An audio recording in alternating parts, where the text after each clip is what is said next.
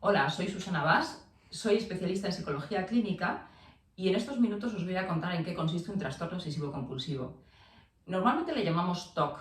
¿Y en qué consiste? Vale, hay millones de personas en el mundo, aunque os parezca que no, que tienen trastorno obsesivo-compulsivo. Principalmente tiene dos componentes que se relacionan. Por un lado serían lo que llamamos las obsesiones. ¿Qué son las obsesiones? Las obsesiones serían pensamientos intrusivos, que son pensamientos que se meten en nuestra cabeza sin nuestro permiso y que normalmente implican algún tipo de amenaza, que va a pasar algo malo, que a nosotros nos podría ocurrir algo malo o que a las personas que nosotros queremos también están en peligro y les podría pasar algo malo, o a otras personas. Vamos a ver cómo una de las características importantes del TOC es que es ilógico. Por eso a veces a la gente le cuesta mucho reconocer que tiene este tipo de dificultades, porque en muchas ocasiones genera ciertas sensaciones de vergüenza, porque las cosas que podemos pensar no tienen mucho sentido. De hecho, a la persona le es muy difícil defender por qué está teniendo ese tipo de pensamientos. Pero vamos a ver cómo la cabeza tiene vida propia, como digo yo, y entonces dispara pensamientos obsesivos en bucle que hace que estemos preocupados por estos ejemplos que os acabo de decir. La realidad es que tener ese tipo de pensamientos es tremendamente angustioso. Lo que provoca es que la persona se queda aislada porque empezamos a darle muchas vueltas a ese tipo de ideas, a ese tipo de pensamientos.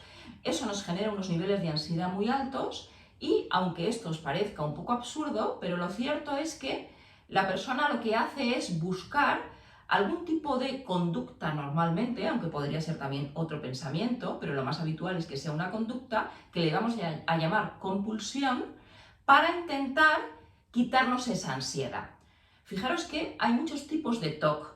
De hecho, los TOC pueden ser cosas un poco raras o extrañas, como os decía antes, que no tengan mucha lógica. Los más conocidos, por ejemplo, son los TOC de limpieza, que de alguna manera la cabeza empieza a preocuparnos porque podríamos contaminar a nuestra familia si no nos hemos lavado suficientemente las manos, y la persona empieza a tener comportamientos compulsivos de lavarse las manos no solamente una vez, como hacemos en condiciones normales, sino que cada vez empezamos a lavarnos las manos más tiempo y empezamos, por ejemplo, a usar lejía, detergentes cada vez más potentes, o empezamos a preocuparnos, igual que fijaros que en ese caso la preocupación por limpieza tiene una compulsión coherente, aparentemente, que es la de limpiar.